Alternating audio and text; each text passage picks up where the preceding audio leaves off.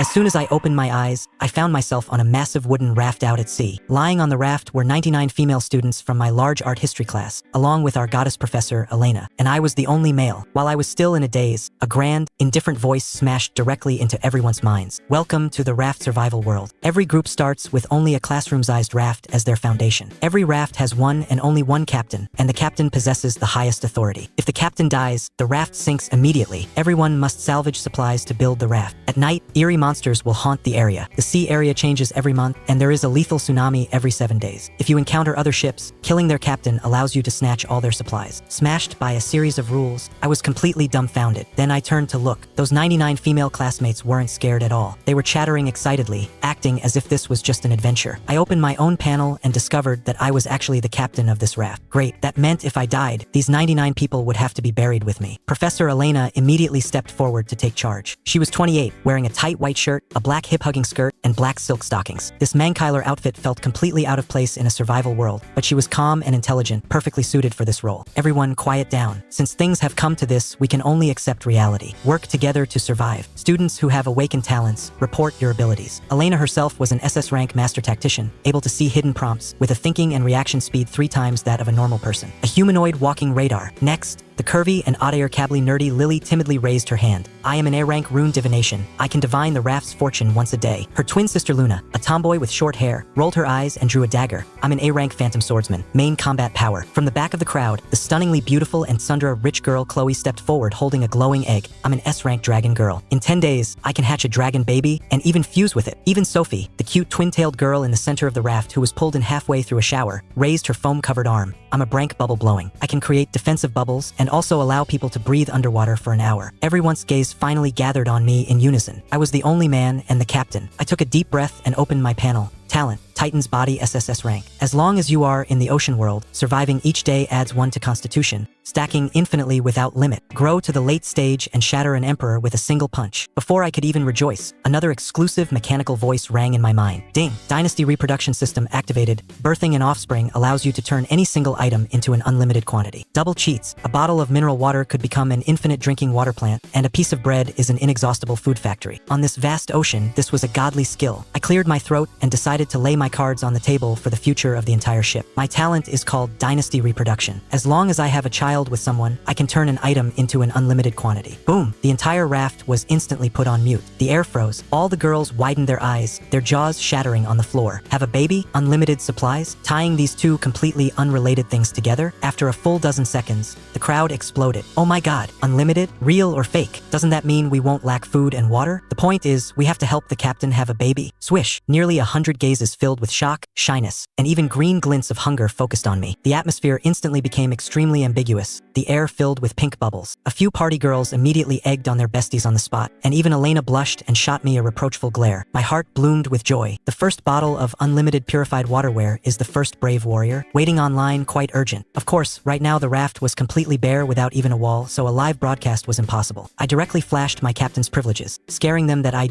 throw them into the sea to feed the fishes if they disobeyed. Only then did these princesses obediently pick up rudimentary fishing rods and start working. After fishing for an hour, the sea was calm, and they didn't catch a single hair. The drop rate was absurdly low. I looked at Lily. Try your talent. Let's see today's fortune. Lily blushed, pulling out an antique rune bag. She closed her eyes and grabbed blindly, muttering, Adi, goddess of destiny, please bless me with a big D. I almost choked on my own spit. The entire class of girls burst into roaring laughter, various wild and wolfish remarks flying around. Lily was so embarrassed she wanted to jump into the sea, and only Luna drawing her dagger to protect her managed to suppress the crowd. Lily poured out the rune stone. Upon seeing the engraving on it, her face instantly turned deadly pale. Doom. The prompt said our luck was extremely bad, and we must build a cabin as soon as possible to hide from the eerie great terror of the night. Fear overwhelmed everything. Everyone fished for their lives. By dusk, they barely gathered over 200 wooden planks. With a command from me, the planks flew up automatically and spliced together, forming an enclosed small wooden cabin, 8 meters long and 5 meters wide. In the center of the raft, just as the sky turned dark, everyone, get inside. No one is allowed to go out tonight. 100 adults squeezed into a 40 square meter cabin, pressed against each other, making it hard to even turn around. The air was full of shampoo and the scent of young girls. I was forcibly pushed to the very center of the crowd by Elena and Luna. On my left was Elena's ripe plumpness, and on my right was Lily's softness. I took out the only supplies we had today, 10 bottles of water, 30 compressed bread rolls. Everyone took turns drinking. Each person only took a tiny sip of water and ate a fingernail-sized piece of bread. I brought the last bit of bread to Lily's lips, deliberately lowering my voice to tease her. Open your mouth. This little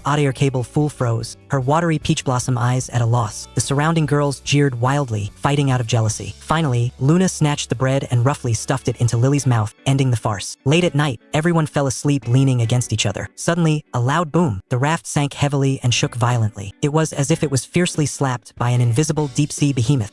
Piercing screams tore through the night. Fierce winds howled like ghosts and wolves, and massive waves smashed wildly against the walls. A timid girl plunged crazily into my arms, hugging me tightly and trembling all over. Ghosts! There are ghosts! Everyone looked in the direction she was pointing. Their scalps instantly went numb. Outside the gaps in the wooden boards, a blue dread, vertical pupiled eye as big as a basketball was pressed right up against it. It rolled frantically, scanning us greedily. Immediately after, a giant mouth stretching to the earlobes appeared next to the eye, curling into a grotesquely bizarre smile. A silent late-night ward round. The cabin was dead silent for a few seconds, then completely broke down. Cries and screams merged together. Alina's beautiful face was pale, her nails digging fiercely into my flesh. Luna stood in front of her sister, drawing her dagger. More girls squeezed desperately toward me. I felt like I was going to be suffocated. Relying on my titan's body, I steadied my mindset, staring dead at that eye. The rules restricted it from entering right now, but in 7 days, there would be a tsunami. This crappy raft was like paper. It definitely couldn't withstand it. We had to expand. We had to build a large, wave-resistant ship. Early the next morning, sunlight pierced the darkness. The monsters retreated. I stood up and stretched, my bones popping loudly all over. Titan's body took effect. Constitution 1. I felt like I could knock out a cow with one punch. Pushing the door open, everyone had the look of surviving a disaster. Elena quickly regained her aura of a university professor, directing everyone to hold a morning meeting and test their skills. Sophie puffed her cheeks and spat out a human-sized pink bubble. A curious girl poked it, got sucked in, and floated in midair crying for help. When the bubble popped, she fell on her butt and everyone laughed together. It was the Tsundra Chloe's turn. She hesitated for a long time, then could only bite the bullet, sit cross-legged, and stuff the dragon egg under her skirt, wedging it at the base of her thighs. Her body was stiff, looking exactly like a mother hen incubating an egg. After the laughing and joking, the whole crew continued fishing. In the afternoon, Lily drew a small fortune. The fishing rod in my hand sank heavily, bending into a shape. I exerted force with both arms and forcefully hauled up a black iron treasure chest. Opening it, 50 wooden planks, 2 moldy pieces of bread, and a blueprint for a basic workbench. I directly learned the blueprint and consumed the materials to build the workbench. The panel instantly unlocked the iron bottom campfire, iron pot, and simple water purifier. All life-saving divine artifacts, but a bucket of cold water was poured on us. We had no iron blocks, no plastic, and couldn't build them. An entire afternoon passed, and the whole class only caught 3 palm-sized fish and 5 packets of biscuits. The sky darkened again. Hunger burned the stomach like fire. The expanded wooden cabin was a bit more spacious. I used rags to partition off a single room in the corner as the captain's cabin. Outside by the fire, I divided the food into 100 portions. Everyone still only got a tiny sip of water. Swallowing sounds rose and fell. Everyone was green with hunger. In the darkness, someone muttered faintly,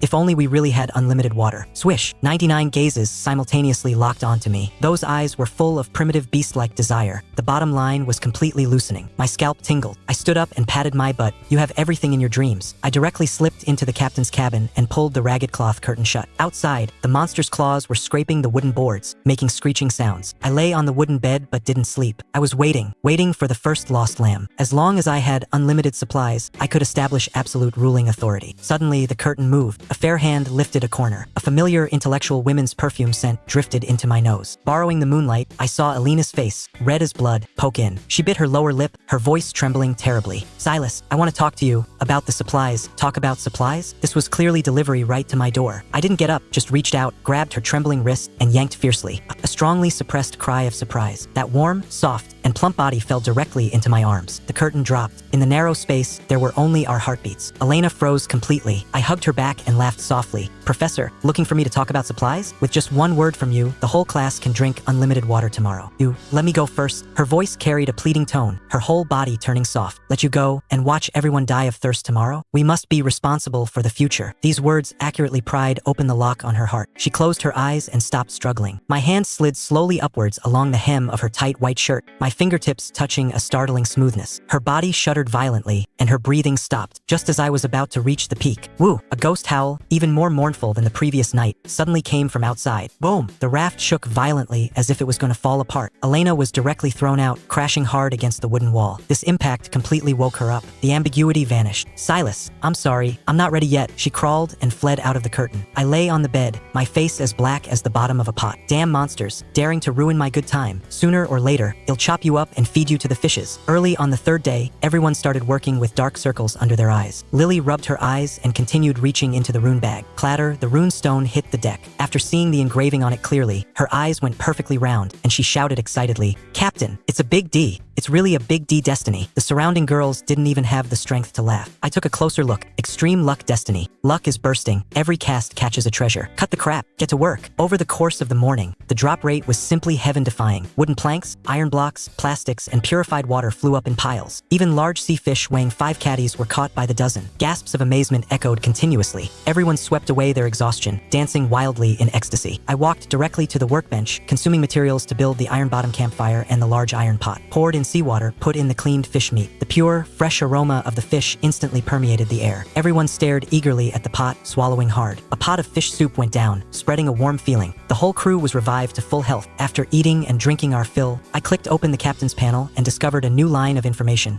Current sea area, gloomy wind sea area. Normal resource output is extremely low, night monsters are doubled. Case closed. No wonder it was so dark the first 2 days. It was pure hell difficulty. Today was all thanks to Lily's extreme luck. I revealed the conditions for upgrading to a level 2 raft. While the good luck hasn't passed, upgrade the raft to level 2 before dark. Everyone, as if injected with chicken blood, continued their crazy fishing. In the afternoon, Elena hesitated for a long time before pulling me into the captain's cabin. She lowered her head, her face burning hot. "Silas, I'm sorry about last night. Although I'm older than you all, I haven't experienced that kind of thing. Can we take it slow and get to know each other first?" I understood, retreating in order to advance. Anyway, we were all on the same boat. She couldn't run away. I nodded and smiled. "I understand you, Elena, but since we're taking it slow, can I look at your legs?" Her brain buzzed, and eventually, she agreed with a sound like a mosquito's hum. She sat on the edge of the bed. That pair of perfectly rounded jade legs wrapped in black silk was flawless. I crouched down and placed my hand on her calf. "You've been standing all day and are tired. Let me give you a massage." My fingertips kneaded through the stockings. Her body trembled slightly, her breathing rapid. The temperature rose, the ambiguity so thick it could wring out water. Just as my hand was about to cross her knee, swish, the curtain was violently lifted. Chloe poked her head in. "Captain, the materials are ready." Her voice abruptly stopped. She stared dead at my hand, grasping Elena's beautiful black silk leg. The air stood still for 3 seconds. "I didn't see anything. You guys continue." Chloe dropped the curtain and fled in panic. Elena felt like dying from shame, violently pulled her leg back, and rushed out. I sighed. Walking onto the deck, I pinched Chloe's guilty-looking cheek and directly faced the mountain of materials to issue the command. Consume 1,800 wooden planks, 150 iron blocks, 150 plastics, upgrade the raft. White light exploded. The battered wooden raft reorganized crazily. The area expanded by a quarter. The gaps between the wooden boards were filled with black glue, and thick half-meter-high wooden fences rose around the perimeter. The sense of security was maxed out.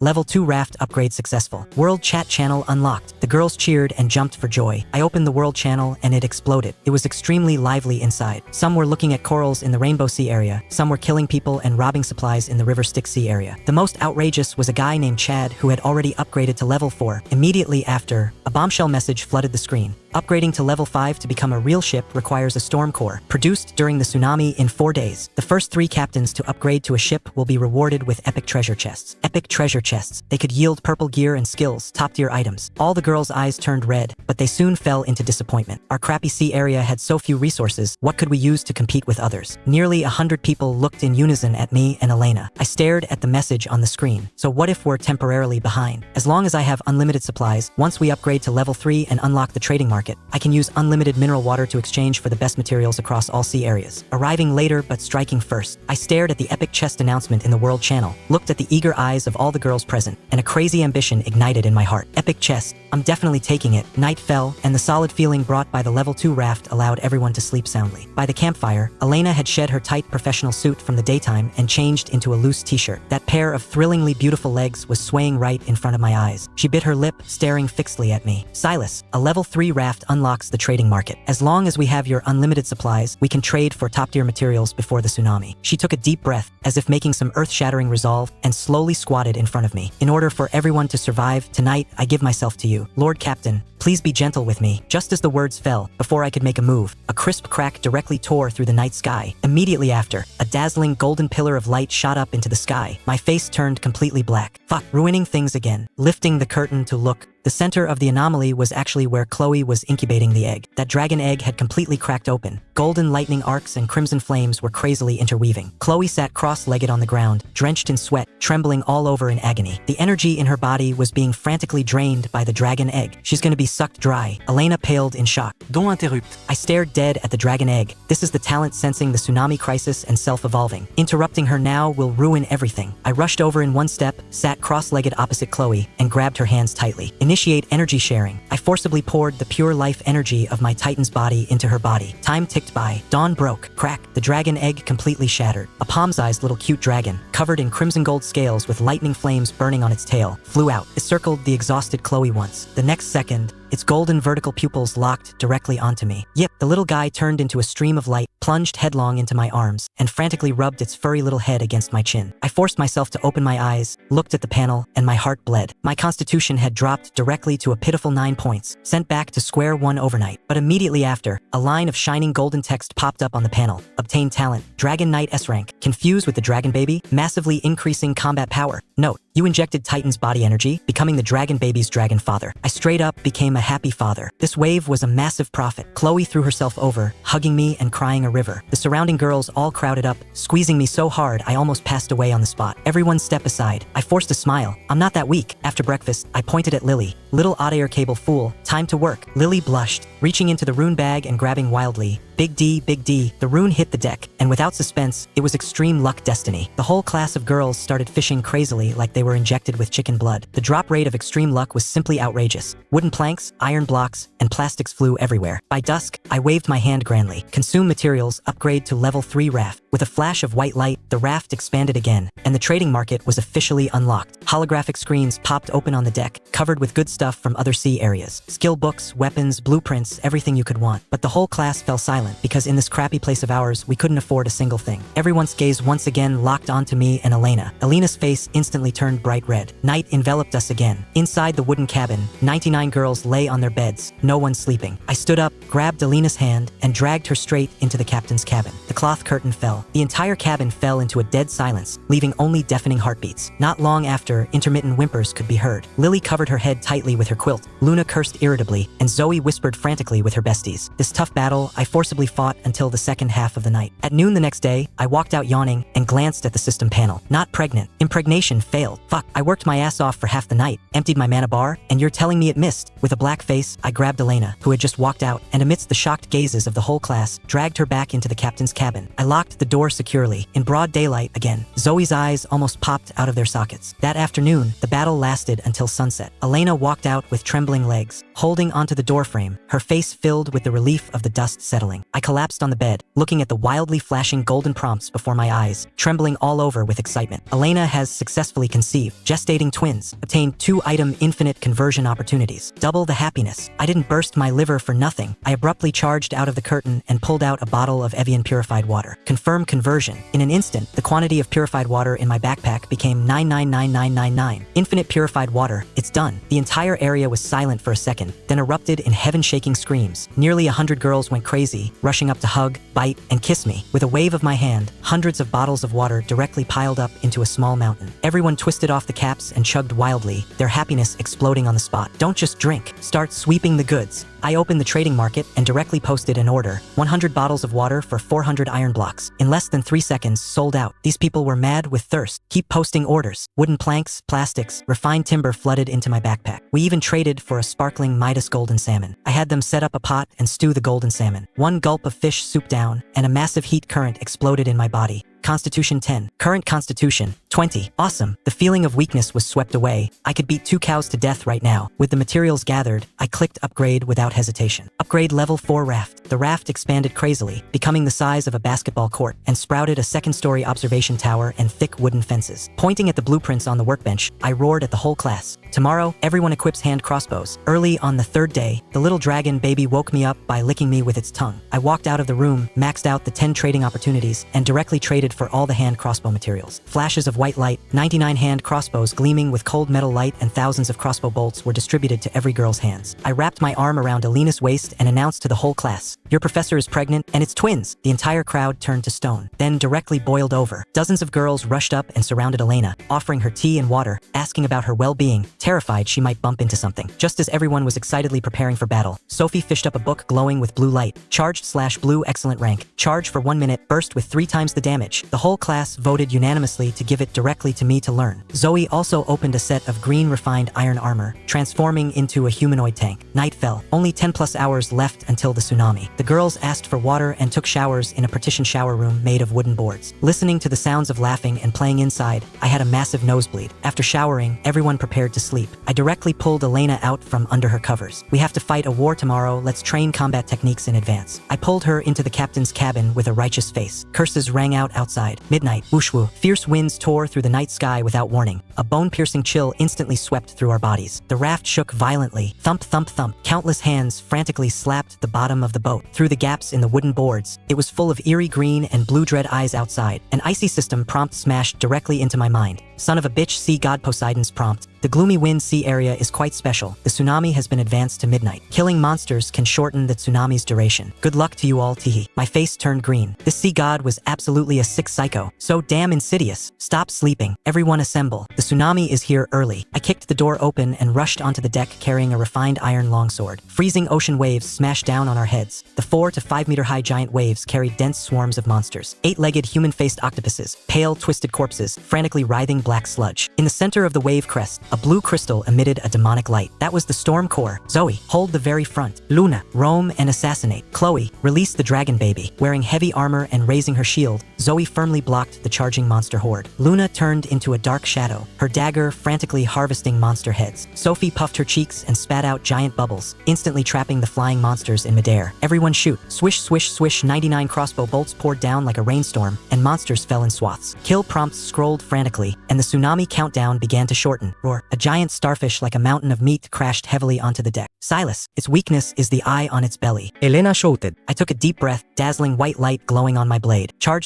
Power was squeezed to the limit. My whole body shot out like a cannonball. A 10-meter-long incandescent blade aura instantly cleaved through the night. Die for me. The meat mountain starfish didn't even have time to scream before it was chopped in half. The single eye on its belly exploded with a bang. The countdown violently dropped by 3 minutes. Kill. The whole class saw red, firmly holding off the monster's suicide charges. When the last second ticked away, the fierce winds suddenly stopped. The monstrous waves collapsed with a crash. The monsters retreated into the deep sea like a tide. The deck was covered with corpses and severed limbs. Foul-smelling blood dyed the wooden boards red. We won. That blue storm core slowly drifted into my hand. I used the trading market to instantly fill the material gaps and roared at the panel. Upgrade to level 5 raft. White light erupted. The entire raft reorganized, stretched, and elevated crazily in the light. In the blink of an eye, a basic real wooden ship abruptly appeared on the ocean. Ding. Congratulations to Silas team, the first in the world to complete the ship upgrade. First in the world. The 100 girls froze for a second, then erupted into hysterical screams. Everyone hugged each other, crying and laughing. Relying on the time difference, our group with a hellish start managed to step over the whole world to take first place. At 10 a.m. the next day, the global announcement sounded right on time. Congratulations to the Leviathan from the gloomy wind sea area for securing global first. Rewarded with epic treasure chest X3. The world channel completely blew up. Chad raged impotently. Rigged. How could a garbage starting village like the gloomy wind sea area get first? Broken. Brad was so angry he spat blood.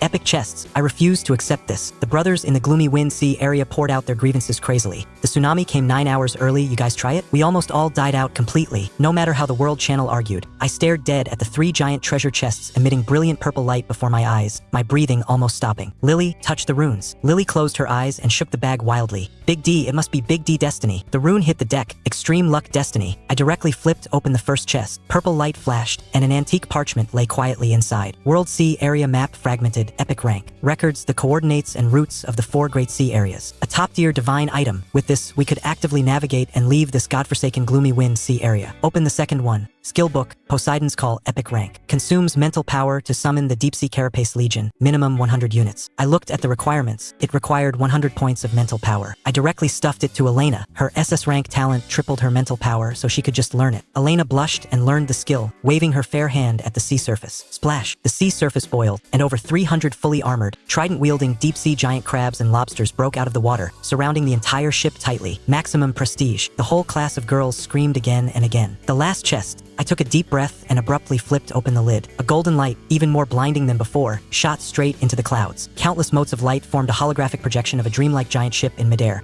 Blueprint: Leviathan luxury voyage ship, epic rank fusing Da Vinci's mechanical engineering, a maritime fortress integrating attack, defense, and living. Upgrade requirements: 100,000 wooden planks, 10,000 iron blocks, 5 storm cores. Looking at this string of abnormal astronomical numbers, the deck fell dead silent. Zoe stuttered, We'd have to build this until our next life. What are you afraid of? I pointed at the system panel, my eyes burning with fanatical ambition. Others couldn't build it in a lifetime, but we have unlimited supplies. As long as we have time, this isn't a dream. I abruptly drew my refined iron longsword, pointed it straight at the end of the ocean, and roared loudly. Starting today, I'm gonna build a moving palace on the sea. Prepare to set sail and leave this crappy sea area. Looking at the abnormal requirement of 100,000 wooden planks on the blueprint, the whole class of girls turned pale with fright. I laughed out loud directly, stuffing the blueprint into my backpack. You have to eat food one bite at a time and build a ship one piece at a time. Building a palace is a long-term goal. For now, let's run. I unrolled that epic world sea area map. Elena, activate your hack. Elena's beautiful eyes flashed, and her SS-Rank talent instantly locked onto a target. Go to the Rainbow Sea area. The environment there is stable, seafood is abundant, and there are almost no monsters that attack proactively. Most importantly, the rare material rainbow glazed would needed to build your palace only exists on the special islands there. Good heavens, what are we waiting for? I immediately threw down resources to instantly build a simple ship's wheel and a giant sail. Gripping the cold wheel with both hands, a feeling of blood connection welled up in my heart. At this moment, I was finally a true captain. Everyone stand firm. Destination southeast, Rainbow Sea area, set off. Fierce winds filled the sails. The Leviathan rode the wind and broke the waves, thoroughly bidding farewell to this hellish starting village with its gloomy winds. The Tier 2 power core operated crazily, and the 150-meter-long steel Leviathan carved a perfect white wake on the sea surface. After a full day and night of sailing, we passed through the sea area barrier. Early the next morning, everyone was completely shocked by the scene before them. The ink-like seawater disappeared. Red, orange, yellow, green, cyan, blue, purple seven-colored seawater covered the ocean surface, as beautiful as if God had knocked over his palate. The air was full of a sweet and refreshing scent, and a few dolphins even leapt out of the water to welcome us. On the deck, the 99 girls leaned against the railings, chattering excitedly like a group of sorority girls on spring break. Captain, I'm here. Lily jogged over clutching her rune bag. First day in the Rainbow Sea area. I must draw a peerless good fortune. She closed her eyes and muttered crazily. After shaking it a few times, a rune stone glowing with pink light fell out. Once she saw the engraving clearly, her face turned bright red swish, and she quickly hid it behind her back. Luna was quick-cunned, snatched it, and read it out loud. Great fortune rune. Venus, the goddess of love's blessing. Engraving. Spring breeze caresses the blooming rose. The dream night arrives under the moonlight. Auspicious. Confession holding hands. Inauspicious. Emo alone. The nearly 100 girls instantly exploded with laughter. Lily's having peach blossom luck. Dream night. That's practically reciting our captain's social security number. Lily was so embarrassed her eyes turned red, almost crying from anxiety. I walked over, pulled the rune from Luna's hand, and smoothly pinched Lily's bouncy, soft and squishy cheek. So timid, how will you be the chief prophet in the future? Come, let me take you to the observation tower to train your courage. I grabbed her wrist and, amidst the jeers of the girls, dragged her straight up to the second floor. The sea breeze blew gently. Lily lowered her head, her hands tightly wringing the hem of her prep school uniform, her two calves and white silk thigh-highs trembling like they had motors installed. Afraid of heights? I walked behind her, my hands holding her shoulders, my warm breath blowing directly on her ear. Chest out, head up, straighten your back. Her body instantly tensed straight, her heart beating so fast it was about to jump out of her throat. Why are your legs still trembling? My gaze moved down, deliberately staring at her calves wrapped in white silk, making a posture as if to squat down. Are your legs numb from standing too long? I'll massage them for you. Captain, don't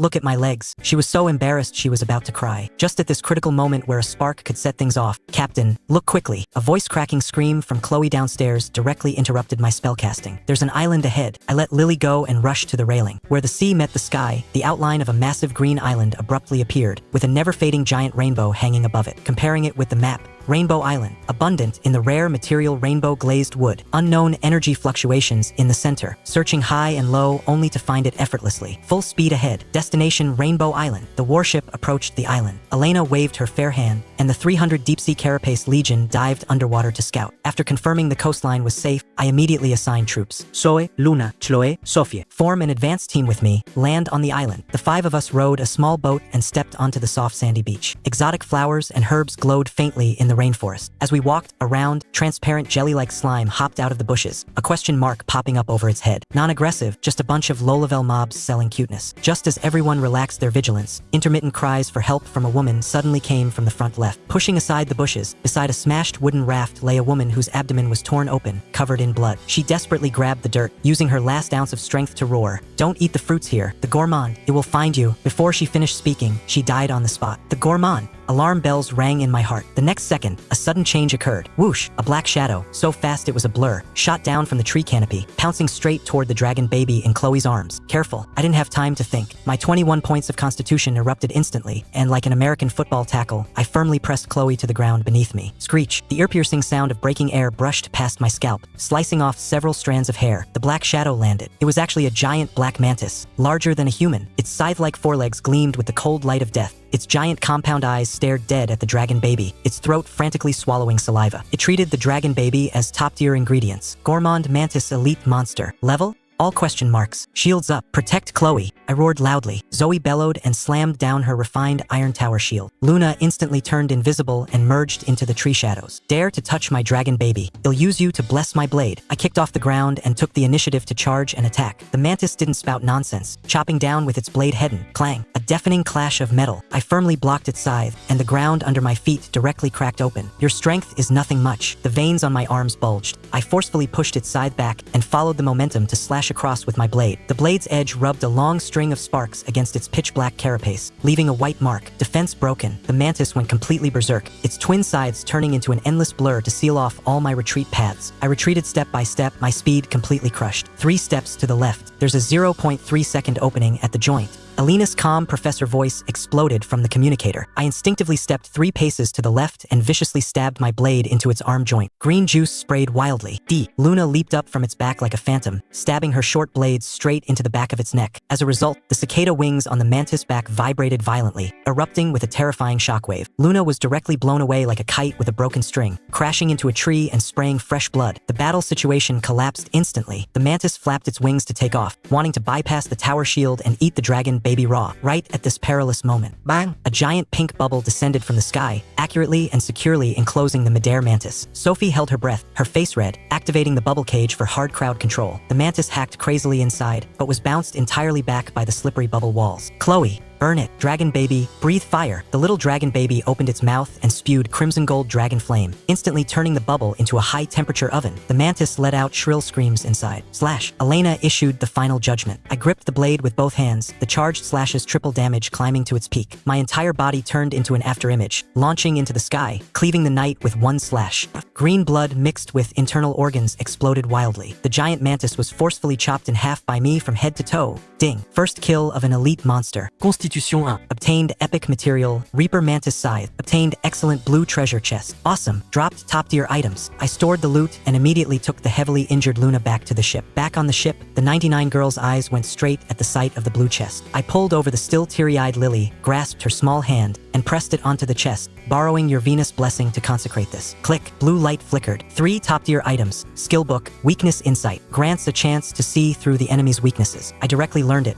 Blueprint, Tier 2 Arsenal. Unlocks advanced equipment. Life Essence. Rapidly heals injuries. I pinched Luna's mouth open and dripped the life essence inside. A dozen seconds later, her bones popped back into place, and she sat up with full health. The whole crowd hailed it as miracle medicine. Night grew deep. Campfires flickered on the deck, and the girls were drinking fish soup. I sat at the stern enjoying the breeze. Elena walked over holding soup, telling me she had already deployed the Deep-Sea Carapace Legion for 247 patrols. After finishing the soup, I walked over to Lily and crouched down. Her palm was scratched during the retreat today. I took out iodine from the first aid kit, carefully cleaned it for her, and put on a band-aid. As a reward, it'll take you back to the observation tower to look at the scenery tomorrow. Her face turned so red it was almost bleeding. Early the next morning, I went straight to the deck. I just happened to see Lily feeding the fishes. Without a word, I dragged her back to the observation tower. I encircled her from behind, my warm breath hitting her neck. I directly activated the new skill, Weakness Insight. A line of golden text floated above her head. Extremely nervous, adoration level max. Weakness, 0 resistance to the captain's intimate access actions, loves head pats. I almost laughed out loud. This skill was simply a god-tier pickup technique. I reached out and gently rubbed her black hair. You are already very brave, Lily. Her whole body went soft, completely falling for it, only managing not to collapse by gripping the railing tightly. Just then, my gaze sharpened. Deep within Rainbow Island, a wisp of gray-blue cooking smoke actually rose. There were people on the island. I immediately assembled all 100 people and decided to land on the island in advance for a sweep. But this set of tattered wooden armor couldn't withstand elite monsters at all. I pointed to the Tier 2 arsenal blueprint. We need to upgrade this and equip everyone, but we're still short over 300 iron blocks. Zoe became anxious. I sneered, pulling out a dark iron block from my backpack. Did everyone forget that because of Elena and our 2 unborn babies, we still have one infinite conversion opportunity? The entire place fell dead silent, then erupted with cheers that nearly overturned the deck. Captain is awesome. Long live the professor. I silently recited without hesitation. Conversion target, iron block. Golden light exploded. The number of iron blocks in my backpack instantly became infinite. Iron blocks. Freaking awesome. This was hard currency resource. Start working. Time to swap out our shotguns for cannons. Instantly upgraded to the Tier 2 arsenal. Assembly line fully opened. Refined iron hand crossbows, refined iron longswords, refined iron armors were produced crazily. The 5-person advanced landing team were all in full green tier mini-godly gear. Zoe carried a refined iron tower shield on her back like a Spartan Valkyrie. Luna dual-wielded refined iron short blades, overflowing with murderous aura. The 95 girls staying behind were all equipped with refined iron hand crossbows. Armed to the teeth, at dusk, the 5 of us landed on the island again. Just entering the rainforest, a small mantis pounced on Sophie.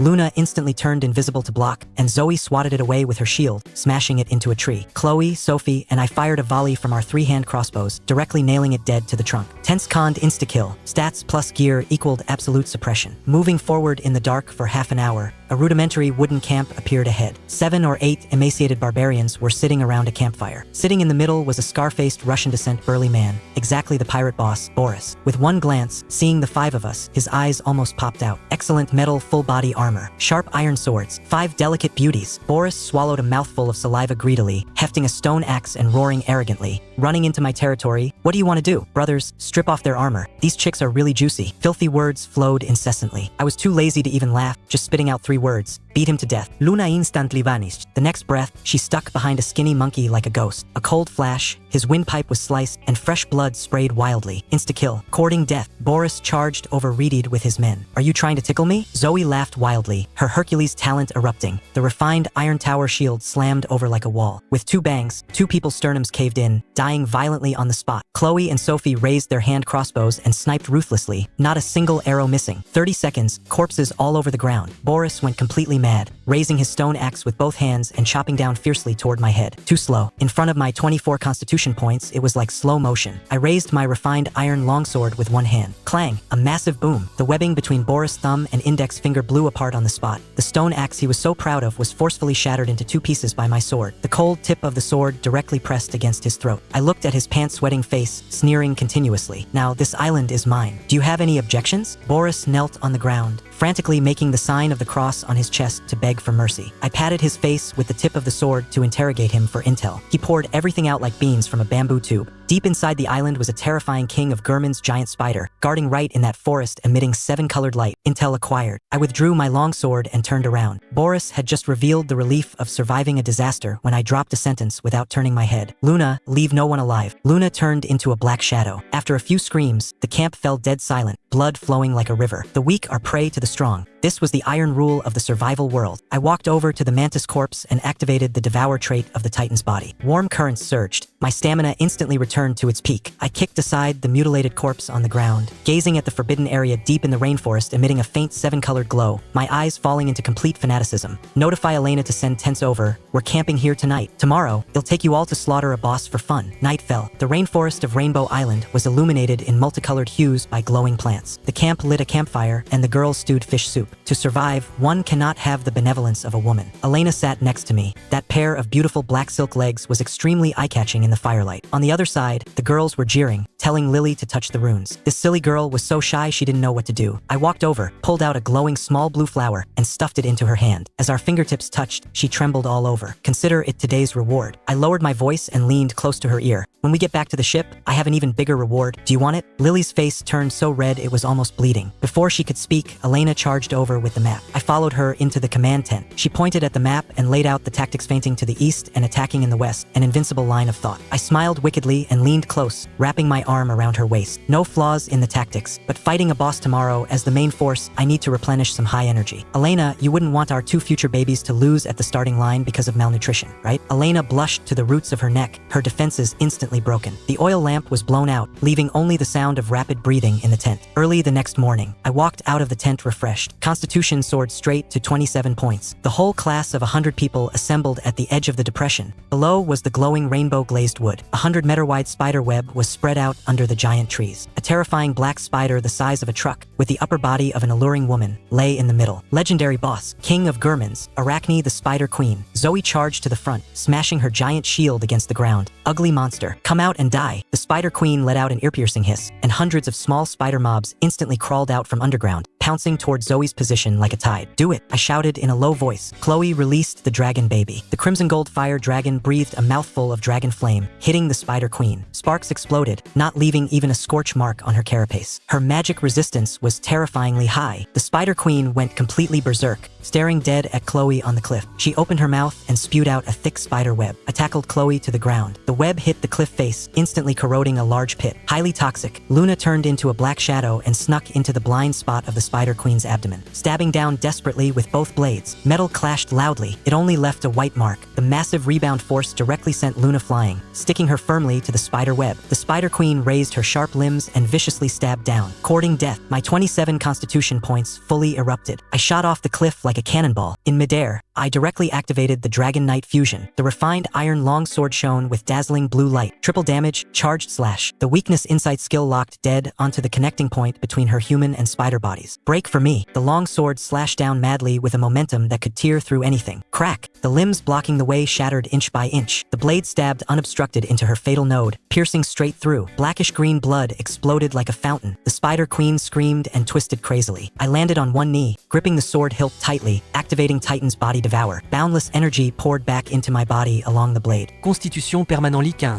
Spirit permanently 30. Directly got a legendary skill for free, Spider Form. Boom! The Spider Queen's massive body completely crashed to the ground. The global announcement exploded. First kill of a legendary boss. Rewarded an epic treasure chest. All members stat soared, and the ship's durability doubled. The world channel instantly went crazy. Chad begged on his knees to be an underling, and a bunch of people clamored to come in defect. I was too lazy to look. I picked up the epic tier 2 power core blueprint from the ground. To double the speed, we must gather 5 storm cores. Back at the camp, I pulled out that epic treasure chest radiating purple light. Lily, your turn. Lily blushed and took a deep breath. The rune stone fell, golden light flashing wildly. A big extreme luck. I flipped the chest open in one go. A blue dread heart still beating appeared. Heart of Titan, epic consumable, can make a ship skip levels directly. I stared at the extremely excited 99 girls, my gaze finally locking onto Lily, who was nervously wringing her fingers. I walked over and reached out to lift her chin. Her peach blossom eyes were full of bewilderment. Lily, remember the bigger reward I mentioned? The whole place was dead silent. All the girls' gossiping souls burned brightly. I stared into her eyes, enunciating every word. Lily, be my woman. Become the second mistress of this ship. Tears burst from Lily's eyes. Harboring a secret crush for 3 years, she finally got what she wished for. Choking with sobs, she shouted I do, and plunged headlong into my arms. I lowered my head and kissed away her tears. A massive sense of happiness rushed straight to her brain. This silly girl rolled her eyes back and fainted sweetly on the spot. I carried her back to the bed in the captain's cabin. This psychological endurance still needed training. The next day, Lily woke up blushing. I assembled everyone on the deck. Taking out the Heart of Titan, I slammed it into the groove of the captain's driving seat. Boom! Blue dread streaming light instantly covered the entire ship. The deck expanded crazily, and the wooden boards and steel let out the explosive sounds of skeletal restructuring. A minute later, the light dissipated. A 3-story steel leviathan, 100 meters long and 30 meters wide, abruptly floated on the sea. A level 6 voyage ship, equipped with an arsenal, a medical bay, and an ecological garden. It was simply a moving maritime fortress. From today onwards, this is the true Leviathan. Just as everyone was cheering, Sophie in the observation tower suddenly screamed, "Captain!" We drifted into a gray sea area. There's a ship ahead. I grabbed the binoculars. The seawater turned grayish white. Ahead stopped an armed ship, pitch black all over, flying a wolf's head flag. Dozens of ferocious pirates stood on the deck. The opponent's one-eyed captain, Victor, upon seeing our ship full of nearly 100 beautiful girls, had his eyes practically glowing green. "Pretty boy, this is the Crimson Graveyard. Hand over the women and supplies, and I'll spare your life." So this area was a mutual hunting arena. I used weakness insight to take a glance. A dilapidated level 5 ship, the chassis completely corroded. Did he really think think he was Poseidon, the god of the sea? Elena, is your Carapace Legion hungry? I didn't even turn my head. They can't wait. Elena waved her fair hand. The seabed instantly boiled over. Hundreds of giant crabs and lobsters, like ghosts, frantically bored through the pirate ship's chassis. The cracking sounds were continuous. Seawater poured in, and the pirate ship tilted and sank at a visible speed. The pirates completely panicked. Victor went mad with anger. Drop the grappling hooks. Steal their ship. Over a dozen pirates climbed up the ropes onto the Leviathan's deck. What greeted them was a one-sided slaughter, a dimensional strike down. The moment the first pirate showed his head, the refined iron tower shield in Zoe's hands smashed down on his head. Bang! His facial features were directly flattened, and he was smashed into the sea to feed the fishes. Luna turned into a black shadow, slicing the second person's neck with one knife. Chloe and Sophie led the musket crossbow team behind them, sniping ruthlessly without missing a single shot. The pirates fell into the sea like dumplings being dropped into a pot. Trash! All of you get out of the way. Victor went completely insane, activating his berserk talent. His muscles swelled, his legs kicked fiercely against the deck, and he shot across the dozen-meter distance like a cannonball, pouncing straight at my face. Capture the ringleader to capture the bandits. You jumped quite high. I raised the refined iron longsword with one hand. Clang! An explosive sound. His fist, as big as a clay pot, smashed into the sword blade, erupting with the crisp sound of bones breaking and sinews snapping. Victor let out a tragic scream. His arm twisted and deformed on the spot, white bone piercing through the skin. I flicked my wrist, and the icy sword edge was directly pressed against his neck. The battle ended without any suspense. The remaining few pirates all jumped into the sea and were torn to pieces by the Carapace Legion on the seabed. Victor knelt on the deck, shaking like a sieve. The rule of the Crimson Graveyard: kill the captain, drop a storm core. I stared at him. He desperately kowtowed and begged for mercy. I sneered, raised my hand, and the sword fell. A large head flew up into the sky. Killed Victor. Obtained Storm Core 1. Just a fish pond for high-end players. From today on, I am the top predator in the sea area, after cleaning up the battlefield. At night, Chloe sat alone in the corner sulking, angry that I didn't let her make a move during the day. This battle maniac attribute was truly something else. I picked her up by the collar and brought her directly into the captain's cabin. The door closed, lights off. I forced her into a corner. She hugged her arms, her breathing rapid. As punishment for not following orders, tonight you will stay here and aren't allowed to go anywhere. I leaned close to her ear. The warm breath made her legs go soft. I raised my hand to brush aside the blonde hair by her ear. She froze on the spot, her face turning so red it was almost bleeding. Just at this moment when a spark was about to set things off. Beep! A piercing alarm sounded. The control panel flashed with blue dread light. Blood Moon Brawl activated. Within 12 hours, the positions of all ships are forcibly exposed. Killing a captain and looting supplies yields double storm cores. Top 3 rankings rewarded with treasure chests. My eyes instantly lit up. Someone was sending me a pillow just when I wanted to sleep. The opportunity to gather the cores had arrived. I directly left Chloe behind and rushed out of the captain's cabin. Everyone assemble on deck. 5 minutes later, the 99 girls stood fully armed. Looking at the densely packed, exposed light dots on the map, the timid girls felt a bit panicky. Hi, the Leviathan is the most conspicuous target in the sea area. Can we even hide? I drew my longsword, pointing it at the blood-colored full moon in the night sky. This is a welfare round giving us cores. Everyone prepare for battle. Elena quickly planned the route, locking onto the nearest lone fat sheep. The Leviathan raised its giant sails and, like a deep-sea behemoth, bore straight down on the target. Half an hour later, a level 4 raft appeared in sight. The people on it were frightened out of their wits, desperately trying to escape. Fire! I roared. Nearly 100 refined iron hand crossbows fired simultaneously. The dense rain of arrows smashed down, covering the sky and the earth. Screams resounded through the night sky. The people on the raft were instantly shot into hedgehogs. Killed the captain of the wild dog. Obtained Storm Core 1. This thrill of mowing the lawn? Awesome. I stood at the bow of the ship, facing the biting sea breeze, watching the continuously jumping light dots on the panel, my lips curling into a bloodthirsty, maniacal smile. Continue looking for the next target. Welcome to my fish pond. Elena's slender fingers tapped lightly on the virtual map. Silas, the next target is 50 nautical miles away, a level 4 raft, about 20 people. Full speed ahead. The Leviathan sails were full, its speed soaring. On the deck, the 99 girls had experienced the previous crushing battle and had long lost their sense of tension. Zoe, carrying her Spartan tower shield that was taller than her, was currently gesturing and chatting with Luna. Half an hour later, Sophie in the observation tower shouted, "Captain, I see the target. They seem to be converging with another ship." I raised my binoculars. On the distant sea surface, 2 rafts were pulled up next to each other. Evidently, the opponents had spotted the rapidly approaching Leviathan on the map and were huddling together for warmth out of fear. Retreat? Why retreat? I drew my longsword and turned to look at Elena. "Professor, is your Carapace Legion hungry?" Elena understood instantly. Nodding with a smile, I turned to the entire entire crew and ordered, "Everyone prepare for battle. Today, well, let them see what it means to leave no blade of grass alive when the Leviathan passes through." On the opposite black shark, Captain Blake's legs were trembling from fear, yet he was still putting on a brave face and roaring, "What's there to be afraid of? We have over 30 people. Prepare grappling hooks. When they get close, we charge together." Just as his words fell, swish, swish, swish, the shrieks of death tore through the sky. 99 refined iron hand crossbows fired simultaneously, and a dense shower of arrows instantly shrouded their sky. "Get down," Blake roared. It was all too late. There was nowhere to hide on the narrow raft. The sound of crossbow bolts entering flesh accompanied by screams rose and fell. In just one volley, more than half of the opponents fell. Slim, the skinny monkey captain of the adjacent raft, was scared out of his wits and directly jumped into the sea to escape. The moment he entered the water, countless giant crabs and lobsters waving their pincers surged up from the seabed, firmly grabbing his ankles and dragging him into the abyss. Not even a splash was made on the surface of the sea. "Sail, ram them," I ordered coldly. Boom! A loud crash with splinters flying. The level 4 rafts were as brittle as biscuits in front of the Leviathan, instantly shattering into pieces. The surviving pirates fell into the sea, directly feeding Elena's Carapace Legion. Prompts immediately rang in my mind. Killed the captain of the Black Shark. Obtained Storm Core 1. Killed the captain of the Skinny Monkey. Obtained Storm Core 1. Adding the previous ones, I had a total of 4 Storm Cores in hand. Only one step away from the final goal. I opened the kill leaderboard. First place, Blood Wolf Alliance, kills 7. Second place, Leviathan, kills 4. Blood Wolf Alliance? Perfect. Saves me the trouble of finding them one by one. Just as I was thinking this, Elena's expression changed, and she pointed at the map, speaking urgently. "Silas, something's wrong. The Blood Wolf Alliance is sailing towards us at full speed. On the map, 7 or 8 light dots formed an arrowhead formation, pouncing straight at the Leviathan. Our Dark Horse had attracted the clearing operation of the strongest alliance in this sea area. The deck instantly fell dead silent. The crushing numerical disparity of over 100 people caused the girls to waver. "What are you afraid of?" Zoe slammed her tower shield heavily onto the deck. "They'll swat away whoever comes. Quiet." The moment I spoke, I suppressed all the noise. I stared at the map, my eyes full of excitement. Good that they're coming. "Elena, do you have a plan?" Elena's SS-Rank talent master tactician operated at full speed. She leaned close to my ear and quickly relayed the plan. Listening to it, my eyes lit up. This decapitation strike tactic was really dirty. I like it. Everyone listened to my command. I drew my epic rank Reaper Mantis Blade. "Sophie, use bubbles to create a fog wall around the ship. The bigger the better." "Elena, the Carapace Legion goes underwater to bite off their rudders. The melee squad defends the deck to the death. As for me, they'll be right back." 10 minutes later, the Blood Wolf Alliance fleet surrounded the Leviathan. The Alliance leader, Fenrir, stood at the bow of his ship, staring greedily at the lights and the girls on our ship. "Listen up, people inside. Hand over the ship and half the women, and it'll spare your lives." Answering him was a soft sound. Pop! A 7-colored bubble violently burst in midair. Countless tiny bubbles instantly formed a thick fog where you couldn't see your own fingers, shrouding a radius of hundreds of meters. The Blood Wolf Alliance instantly fell into chaos. Weird cracking sounds came from underwater. "Boss, the rudder was bitten off." They completely turned into headless flies, colliding with each other in the thick fog, and I had already activated spider form. Using the cover of the thick fog and the colliding ships, I climbed up the bottom of a level 3 raft like a deep-sea phantom. 8 sharp spider legs hung me securely to the stern of the ship. Weakness insight activated, and a bright red marker lit up above the panicked captain's head on the deck. I exerted force with my legs and shot out like a cannonball.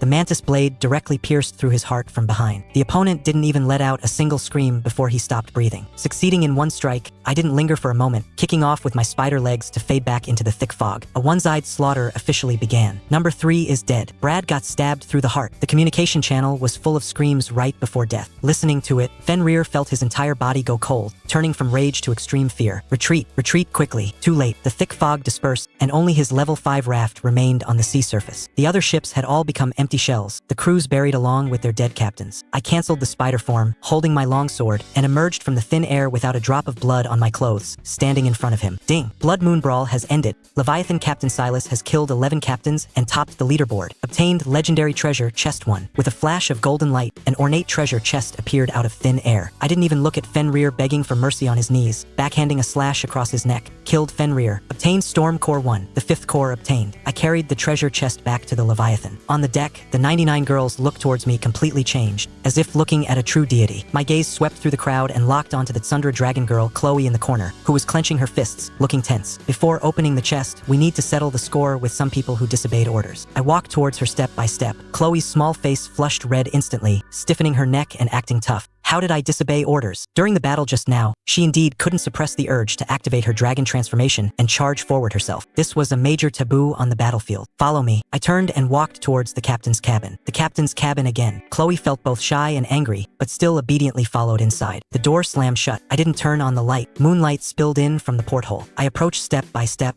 and Chloe subconsciously backed up until her back pressed against the cold wall. I raised my hand and propped it against the wall next to her cheek, trapping her securely. At such a close distance, I could smell the pleasant sweet vanilla scent on her body. Know your mistake? I lowered my head, my warm breath hitting her ear. Chloe's body went soft instantly, her voice as faint as a mosquito's. I shouldn't always think about charging forward myself. Since you know your mistake, then there is a punishment. I pinched her chin, forcing her to look up and meet my eyes. Your punishment. In the future, when we encounter BOS level enemies, you will fire the first shot. She froze. What kind of punishment was this? But I emphasized my tone. You must obey orders absolutely. If I say retreat, even if you're one hit away, you must fall back. I want you to become the team's sharpest blade. Can you do it? Chloe's eyes welled up. She understood that I was acknowledging her strength in another way. I can. She nodded heavily, with a choked nasal tone. Seeing her looking both tough and aggrieved, I lowered my head and gently planted a kiss on her smooth forehead. Boom! Chloe was completely stunned. Covering her forehead, her face was as red as a steam engine. This is a reward for a good, obedient child. Let's go. Time to open the chest and divide the spoils. Back on the deck, the campfire was burning vigorously. The legendary treasure chest was placed in the center. Lily, it's up to you. I called out to Lily. Lily blushed, took out her rune bag, and gave it a shake. A 7-colored light fell out. Legendary extreme luck, the ultimate blessing of the god of destiny. All wishes come true. This talent was too ridiculous. I directly pressed my hand on the chest. Open. Blinding golden light shot into the sky. An ancient tome formed of flowing water floated in midair. Skill book. Poseidon's binding legendary effect. Resonate with the ocean. Manipulate seawater within a 100-meter radius to turn into chains, giant hands, or barriers for crowd control and defense. A legendary water-controlling god skill. In this marine survival game, this was simply a dimensional strike cheat. I learned it immediately. I only felt my mind clear up, having the illusion of a blood connection with the boundless ocean beneath my feet. I raised my hand and pointed at the sea surface. Splash! A giant arm made of seawater violently broke out of the water, swinging fiercely in midair, bringing up violent winds and giant waves. The whole crowd was shocked. With this move, the Leviathan's defense was maxed out. I put away the 5 storm cores and turned to Elena. The materials for upgrading the power core are complete. Everyone rest. Tomorrow we return to Rainbow Island. The next day, the Leviathan turned around and sailed back at full speed. Last night, I used 1,000 bottles of purified water in the trading market to instantly buy 10,000 wooden planks, mass-produced 99 refined iron axes, and distributed them. After landing on the island, 20 to 30 girls took turns swinging their axes and chopping down rainbow glazed wood like crazy. During this, a mantis monster sneak attacked.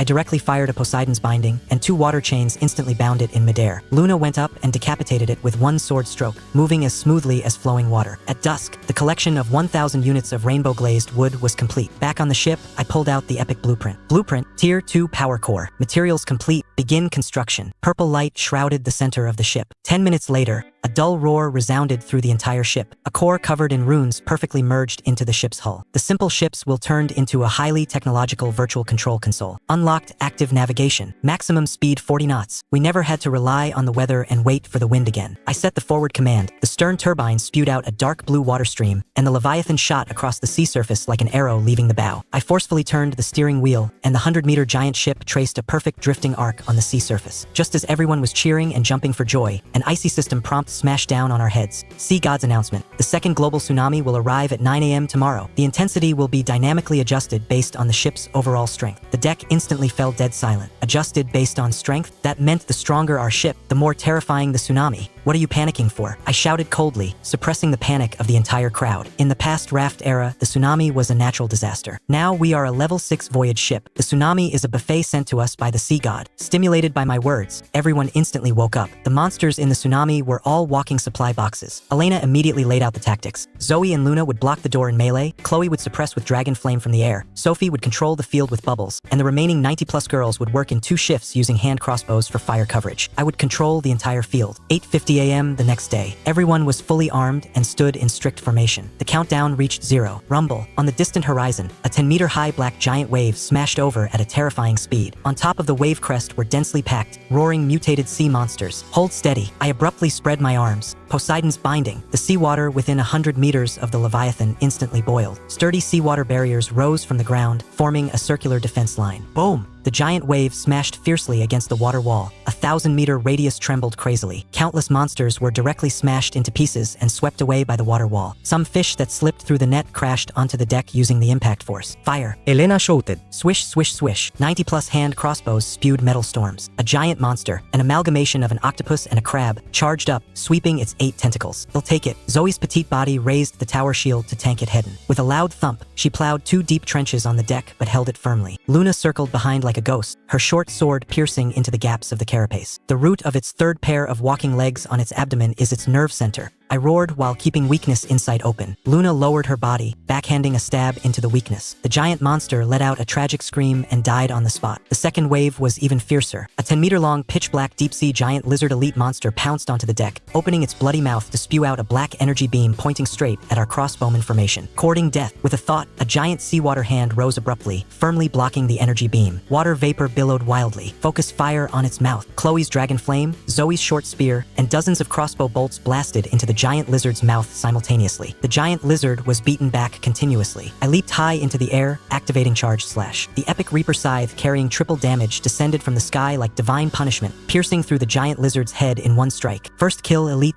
Obtained Storm Core 1. After a full hour of bloody battle, the tsunami finally retreated. The Leviathan's deck was piled with monster corpses, blood flowing like a river, but the 100 of us had 0 casualties, successfully defended against the tsunami. Settlement rewards distributed. 2 golden lights fell. Obtained Storm Core 1. Obtained Epic Treasure Chest 1. Cheers of surviving a disaster erupted on the deck. The girls began to skillfully clean up the battlefield, and the Carapace Legion cleared the corpses. I finished repairing the ship, clapped my hands, and signaled everyone to look over. Today's great victory, aside from the well-executed tactics, the greatest merit goes to our goddess of luck. I looked at Lily in the corner, who was currently bandaging someone's wounds. Swish! Nearly 100 gazes focused on her. Lily instantly blushed. I walked up to her, and in front of everyone, reached out to tuck her sweat-dampened stray hair behind her ear, my fingertips deliberately brushing past her warm earlobe. You open the epic chest. Also, I leaned close to her ear and lowered my voice. Come to my room tonight. They'll teach you some combat techniques that only 2 people can learn. Lily's legs went soft, her mind buzzing with noise. Blushing, she walked up to the chest, pressing her palms together in prayer. Click. The chest opened.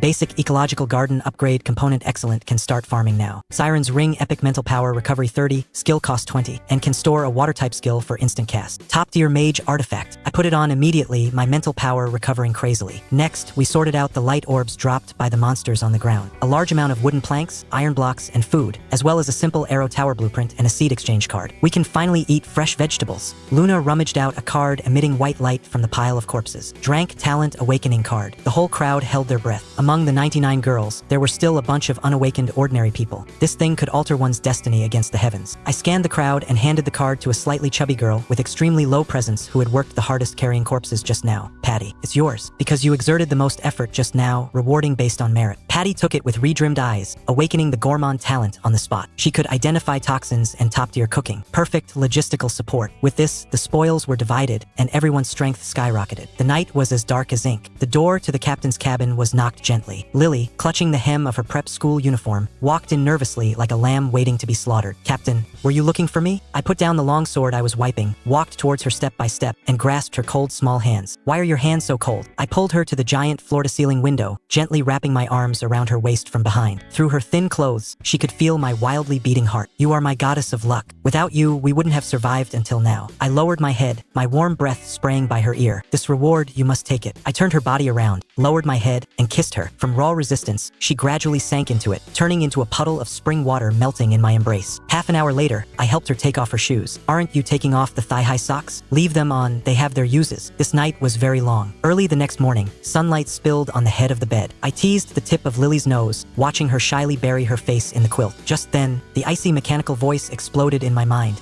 Ding! Successfully gestated a second offspring. The offspring's bloodline potential is extremely high. Obtained the 3rd infinite conversion opportunity. It's here. I sat up abruptly, suppressed my ecstasy, got dressed, and walked out of the captain's cabin. Calling over the strategist Elena, I told her about the matter of the 3 infinite conversion opportunities. What should we choose? I looked at the supplies in my backpack. Elena's SSS-Rank brain operated crazily. She pointed at the C chart and said word by word, choose storm cores. This is the bottleneck material for advanced creations, priceless and unavailable on the market. Infinite cores equals a dimensional strike. Great minds think alike. With a thought. Conversion target. Storm core. Stormy cores. It's done. I took a deep breath, pulled out the epic construction blueprint at the bottom of the box, and slapped it on the table. Build. The complete set of the Leviathan. Rumble. The ship erupted with purple light more brilliant than any time before. The entire hull lengthened and widened crazily in the light, the wooden structures replaced by indestructible dark gold armor. The sides of the ship sprouted 30 heavy cannons and 3 automatic arrow towers, and the bow grew a ferocious bone keel ram. 10 minutes later, a 150-meter-long, 40-meter-wide epic rank heavy war behemoth smashed onto the sea surface like a moving maritime fortress. Ultimate Leviathan construction complete. Durability 20,000, armor 50, ramming 100. Cheers that could flip the sky erupted on the deck. With the ship, we can walk sideways in this sea area. Elena pointed at the ecological garden module on the control console. The ship is upgraded, but we still lack the soil of life to cultivate high-yield crops. Her finger landed heavily on a new coordinate on the general sea area map. I pushed open the door of the steering cabin, grabbed the internal broadcast microphone, my voice resounding through every corner of the giant ship. Attention everyone. Our next stop, pointing our swords straight at the normal sea area. The Tier 2 power core operated crazily, and the 150-meter-long steel Leviathan carved a perfect white wake on the sea surface. This was no longer survival, it was simply a top-tier cruise ship vacation. On the deck, the girls completely let themselves go, throwing away their heavy leather armor and changing into cool camisoles and shorts, the hormones of youth mixed with the sea breeze blowing in our faces. Relying on her Hercules talent, Zoe forcefully pulled half-meter-long giant fish out of the sea. Sophie used bubbles to wrap the bait and fly kites. Chloe hugged her dragon baby, despising the trash fish. I was looking at the blueprints when the door was knocked. The lively Lucy, bringing along a few pale-faced girls, walked in, twisting and turning coyly. Captain,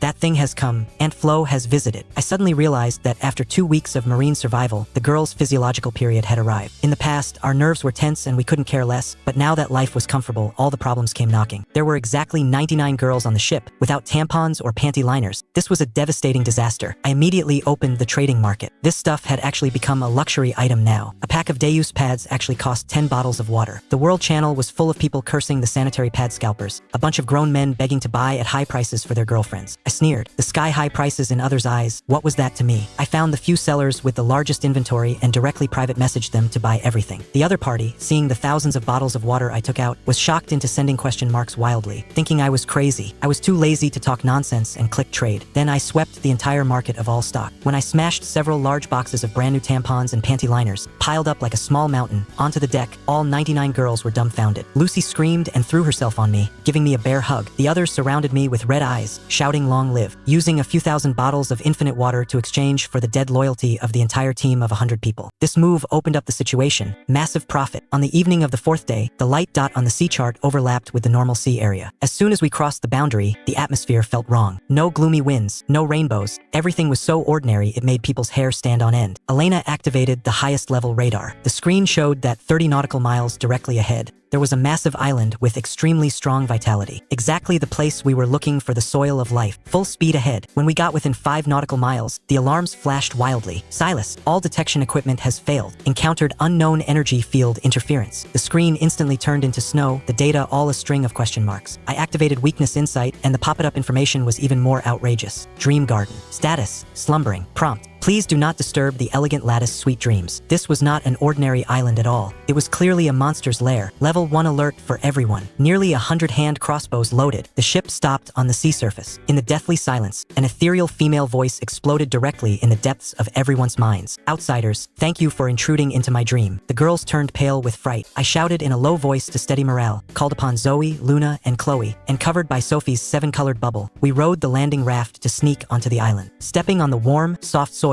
the majestic life energy almost materialized. The trees and vines took the initiative to make way, guiding us toward the center of the island. A crystal lake came into view. In the center of the lake bloomed a giant flower of light. On the stamen lay a breathtakingly beautiful woman quietly. Green hair reaching her waist, skin as white as snow. A long dress woven from vines wrapped her perfect curves. The majestic life force was emanating from her body. She was this island. System prompts popped up crazily in my face. Legendary life form. Slumbering flower goddess. Flora. Awakening condition. Through the dynasty reproduction system, conduct the fusion of life essence, repair her damaged soul and make her pregnant. Then you can sign a master servant contract. Staring at the prompt, I was dumbfounded. This wasn't asking for my help. It was clearly lusting after my body. But this was a legendary employee. With her secured, having the whole ship of 100 people eating epic vegetables every day wasn't a dream. I turned to look at the 3 girls, talking nonsense without changing expression or skipping a beat. This island master's energy is unbalanced. She needs me to use my Titan's body to give her a deep tissue physical therapy. Spread out and stand guard. Absolutely do not peek. Half believing and half doubting, they scattered. I took a deep breath and stepped onto the crystal path. Walking to the stamen, the flower of light slowly closed, forming a private space. Looking at the perfect deity so close at hand, I wasn't polite and directly unequipped my armor. For hours later, the flower bud suddenly bloomed. A muffled sound from the depths of the soul exploded. A visible shockwave of life force swept across the entire island. All living things grew madly, flourishing and withering in an alternating cycle. Immediately after, a thick emerald green pillar of light shot up into the sky from the center of the lake, tearing through the clouds, directly dyeing the sky of the entire normal sea area an emerald color. The world channel completely exploded. Server-wide announcement: legendary secret treasure has appeared. Pirate ships from all directions sped towards the pillar of light like mad dogs. And right then in the crystal lake, the pillar of light reversed and rolled back into Flora's body. She slowly opened her pure emerald green eyes and looked at me, successfully awakened the slumbering flower goddess. Signed master servant contract. Gestation of the third offspring. Bloodline potential, legendary. Obtained the fourth infinite conversion opportunity. Before I even had time to rejoice, Luna's scream tore through the air. Silas. So many ships. The Leviathan is surrounded. I swept my cold eyes towards the sea. I looked at the newly awakened Flora and transmitted a thought through the contract. Can you fight? Flora tilted her head. She slowly raised her white jade-like fair hand towards the sky and gently clenched it. Rumble. The earth shook and the mountains swayed. Dozens of giant spiked vines thick as water barrels broke out of the sea. Blood-colored manating lotuses, 10 meters in diameter, bloomed out of thin air on the sea surface. The Iron Fist pirates surrounding the Leviathan were just dreaming of robbing money and women, when the next second they welcomed divine punishment. The giant vines directly pierced through the bottoms of their ships, nailing them to death in the sea. The blood lotuses erupted with terrifying suction force, grinding both people and ships into bloody mist, crushing dry weeds and smashing rotten wood. A one-sided slaughter.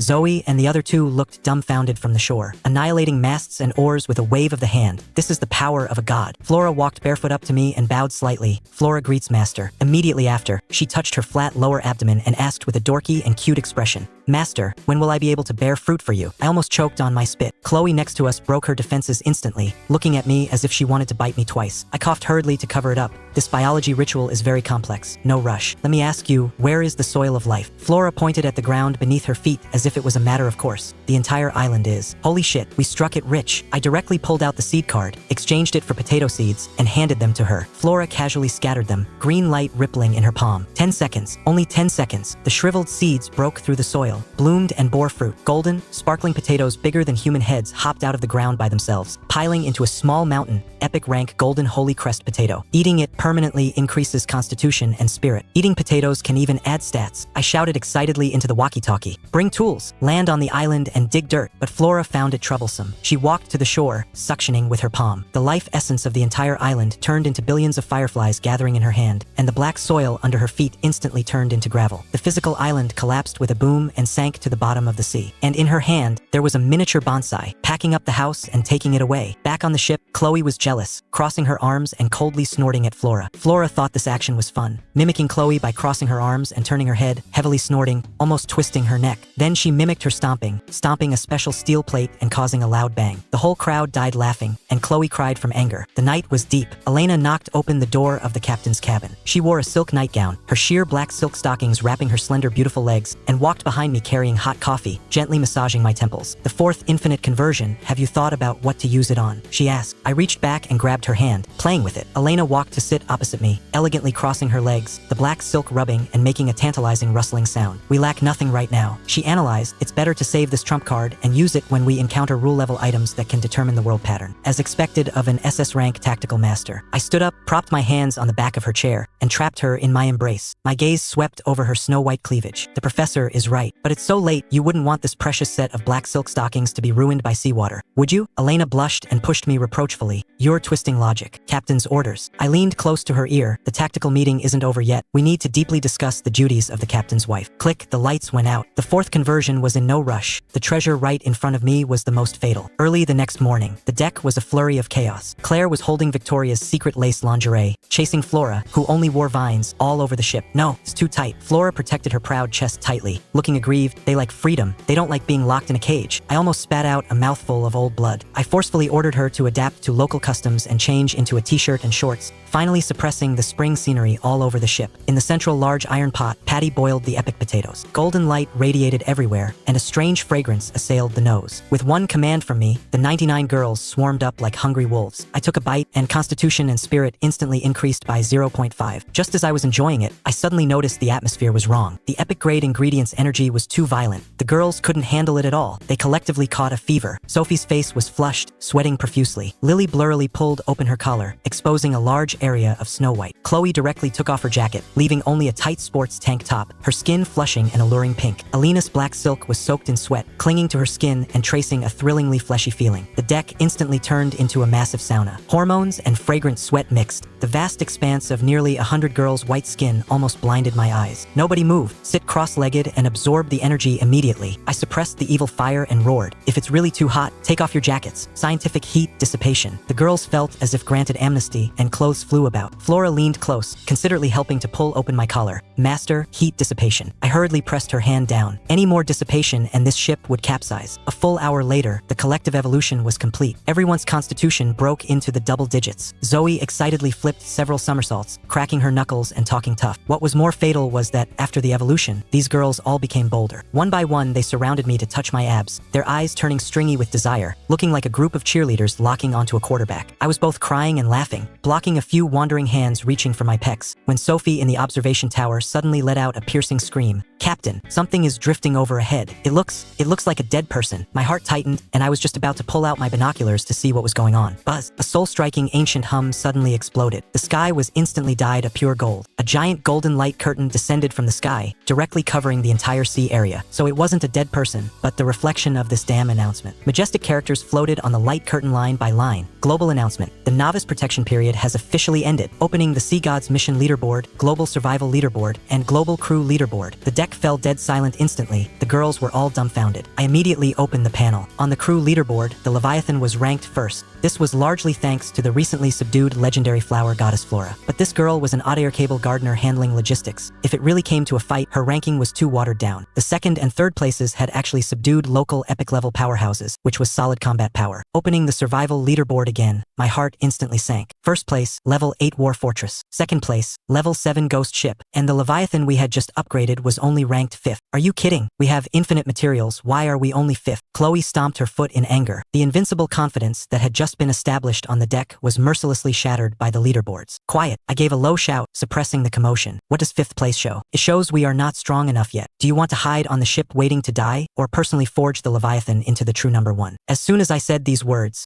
Zoe was the first to raise her fist and roar, "Fuck their grandmas. Send them all to the bottom of the sea to feed the fishes." Morale was instantly restored to full. Elena pushed up her glasses, analyzing calmly. Upgrading to level 7 requires special materials, completely unavailable in the trading market. We can only find them from the mission leaderboard. I opened the mission leaderboard, my gaze locking onto an epic level mission. Purify the lair of the Banshee. The rewards impressively included an exchange card for 10,000 units of precious materials, exactly enough to fill the upgrade gap. But this was a public mission. A maximum of 8 people could accept it, but only one could complete it. Elena, plan the route. Destination, Banshee's lair. Night fell, and the Leviathan sped along at full speed. The girls were all nervously preparing for battle. This was a real epic level scenario. I stood alone in the captain's cabin looking at the sea chart. The door was gently pushed open, and Elena walked in carrying hot coffee. She had changed into a cozy off-white cashmere sweater, her legs still wearing her signature black silk stockings. She walked behind me, reaching out to gently massage my temples, analyzing the data of the other high-level ships. I closed my eyes, enjoying this gentleness. Suddenly, I turned to look at her legs. "Professor, your stockings are torn." She froze for a moment and looked down. At the base of her thigh, a very fine tear had been stretched tight, revealing a thrilling touch of snow white. Her face turned bright red swish, and she flusteredly tried to cover it up. I squatted down, looking directly at the tear. My finger seemingly unintentionally brushed past, and suddenly exerted force. Ryip, the tear expanded. Elena shuddered all over, letting out a suppressed moan from her throat, going soft in the chair. "Professor, a master tactician like you even miscalculated your own equipment?" I stood up, took out a brand new pack of top-tier black silk stockings from the storage cabinet, and stuffed it into her hand. "Change into them. Tomorrow's battle requires your 100 focus." Pinching the black stockings, her face completely red, she almost ran away as if fleeing from the captain's cabin. 3 hours later, the door was knocked again. This time, Lily slipped in. She was wearing my oversized white shirt, the hem just covering her thighs, barefoot, her eyes red like a frightened little white rabbit. "Captain, that mission." "My runes keep sounding the alarm. I'm afraid afraid it'll harm everyone tomorrow. As the one in charge of metaphysics, her intuition was more accurate than a radar. I pulled her into my arms, my hand covering her cold small hands. What are you afraid of? If the sky falls, it'll hold it up. The corner of my mouth curled into a wicked smile. To prevent you from underperforming tomorrow, I've decided to give you a constitution enhancement crash course in advance. You'll use my Titan's body to help guide your energy. This excuse was terrible, but Lily obediently closed her eyes. This constitution lesson was taught very profoundly. From theory to practice, it didn't end until late into the night. Lily collapsed from exhaustion in the crook of my arm and fell into a deep sleep. Just then, golden system prompts flashed wildly. Crew member Lily's talent potential has been developed. Drawing runes has a tiny probability of triggering divine oracle. Holy shit, this wave of mutual running towards each other was a massive profit. Early the next morning, I woke Lily up to open the blind box. Her clothes disheveled, the little girl shook the rune bag with a completely red face. Golden light burst out. Divine Oracle Athena's exclamation designates a 50-meter absolute safe zone, lasting for 30 minutes. Any hostile attacks are ineffective and restores friendly status by 5 per second. A true invincibility hack worthy of its name. With this thing, this wave is secure. At dawn, the Leviathan arrived at the Trench of Sorrows. The seawater was as calm as a pool of dead water. The stench of blood mixed with a faint crying and howling sound drilled straight into the brain. In the thick fog, the other 7 massive behemoths were already in position. The Tyrannosaurus covered in bone spikes, the pitch-black and eerie cobra, the Templar engraved with crosses. Each one represented a ruthless figure on the leaderboards. In the temporary channel, everyone agreed to meet on a broken wooden platform in the center of the trench. I made my entrance bringing Zoe and Luna. Over 20 people, every one of them exuding a murderous aura. Rex, holding a blood axe and standing 2 meters tall, saw that I only brought 2 girls and grinned mockingly. Captain of the Leviathan, bringing 2 chicks to play house? Bang! Without another word, Zoe heavily smashed her door-sized Spartan tower shield onto the floating wood, shaking the platform violently. Luna's fingers hooked onto her knife hilt, her murderous aura instantly locking onto him. I ignored these drama queens and looked towards the center of the platform. That was a giant whirlpool 1,000 meters in diameter, leading straight underground. These old foxes exchanged a bunch of hypocritical pleasantries and finally unanimously agreed. The 8 ships would drop anchor and secure themselves, and each would send 10 people to dive down along the ropes, acting as a pincer for each other. This was a chain trap. If something really happened, anyone who wanted to run would have to cut others' ropes. I was too lazy to expose it and simply nodded. Prepare to enter. Darkness, viscous darkness. Diving down along the cables, an all-stat suppression aura frantically drained our stamina. Sophie's little face was pale. I forcibly resisted relying on my 80 Constitution Titan's body. Diving down to 50 meters, the cable of the Cobra on our right suddenly acted like a maddened giant python, whipping fiercely towards us with a strong gust of wind. This was trying to knock us all down into the abyss. Courting death, Zoe roared, her crank Hercules talent operating at 5x power. Her legs tightly clamped the cable, swinging her tower shield to face it head-on. Clang! A muffled bell tolled in the deep sea. Zoe forcefully withstood this deadly collision without retreating a single step. From the darkness came the Cobra Captain Viper's maliciously sarcastic voice.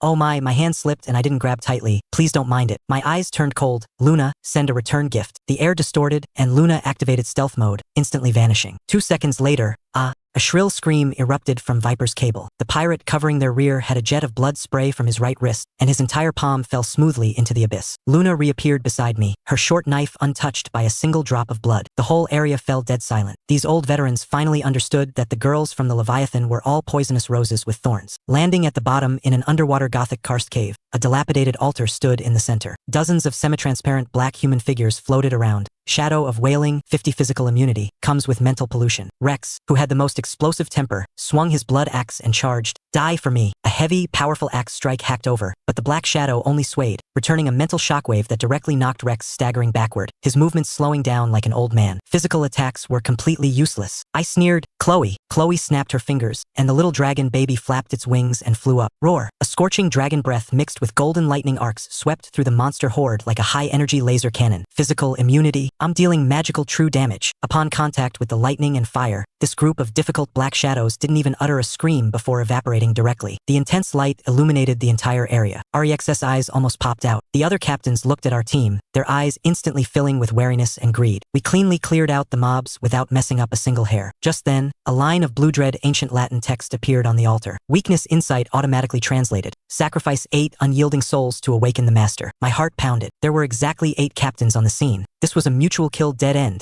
Before I could even speak to warn them, a A muffled sound tore through the deathly silence. The honest Captain Old George numbly lowered his head. A blood-stained cross-sword tip protruded from his chest. Father Alex stood behind him, smiling like a hypocritical fanatic, slowly drawing out the long sword. May the Lord grant you peace. The altar lacks a primer, dust to dust, ashes to ashes. First blood drawn. Old George crew members died violently in an instant. The atmosphere of the entire area snapped instantly. Father Alex wiped the blood-stained sword with a white handkerchief. Gentlemen, those who survive will share the opportunity. This is the will of God. The 9 fanatical Templar knights behind him stepped forward simultaneously, their holy light shining brightly. This holy roller wanted to forcefully control the field and start a hunting game. Bullshit, Rex roared. Viper retreated sinisterly. The father makes sense. Survival of the fittest. This fragile alliance shattered in a second. I led the girls retreating to a dead corner. Zoe raised her shield, Luna went invisible, and the little dragon baby held the line. As long as we didn't move, they didn't dare provoke us. A melee broke out instantly. Skills flew everywhere, and screams shook the heavens. Rex was spun around in circles by Father Alex's bizarre swordplay, blood grooves continuously appearing on his body. Viper specifically picked on the weak, raising his knife and dropping it smoothly. Not long after, the 4th captain fell. The red words on the altar glowed blindingly. The stone skin peeled off crazily, revealing the main body that looked like coagulated blood. At the top of the altar, a cloud of black mist rapidly condensed. A female silhouette with no facial features and wildly dancing black hair abruptly formed. Banshee, epic rank, promoting to legendary status. That overwhelming mental pressure made my hair stand on end. Stop fighting, the SSS is out, someone exclaimed. Too late. Woo! The Banshee erupted with a shrill shriek. Rex, who was closest, was struck as if by lightning, bleeding from his 7 orifices, his eyes instantly losing focus. Father Alex and Viper also groaned and retreated violently. On our side, Zoe raised her shield to block the physical impact, and Sophie's pink bubble covered the area, forcefully withstanding this wave of mental shock. The lackeys of the other teams foamed at the mouth on the spot and turned into idiots. The Banshee raised her hand and pointed at the heavily injured Rex. A massive suction force erupted. Rex withered into a piece of skin, and a golden soul was forcefully extracted. The Banshee opened her mouth and swallowed it, her size expanding once again. The 5th captain, fallen. This wasn't a sacrifice to clear the level at all.